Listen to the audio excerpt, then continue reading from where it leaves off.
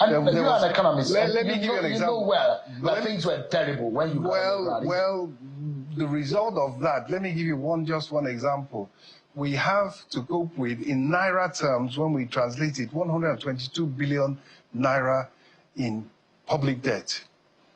But of that figure, 30 trillion was a regularization where the ways and means, the printing of money was not counted as part of the public debt. We brought it into the public debt, which is the right and the transparent thing to do. That is within the rule of law.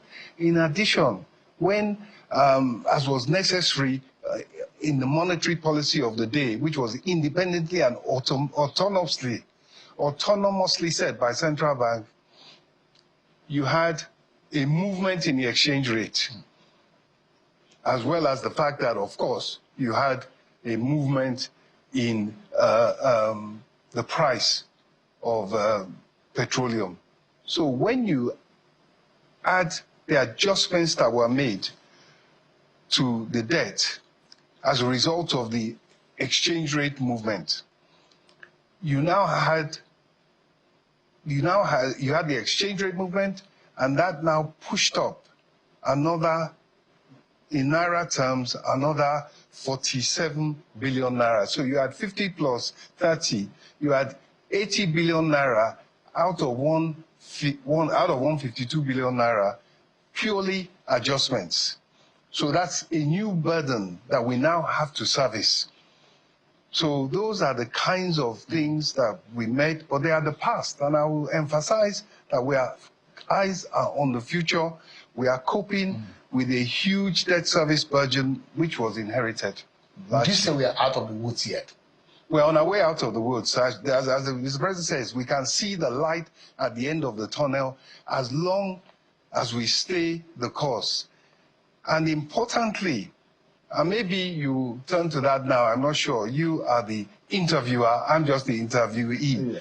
But the global shocks are a factor.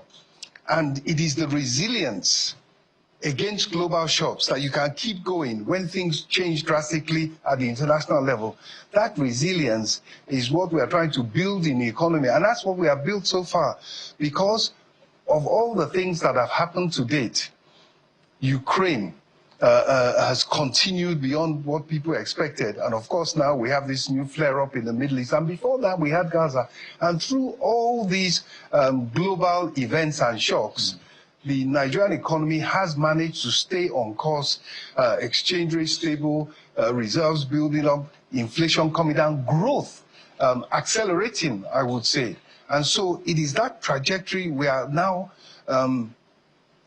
concerned to protect, because now we have another issue in front of the world, which is unfolding at a rapid rate. It's volatile, it's uncertain, and we are looking to make sure we react appropriately.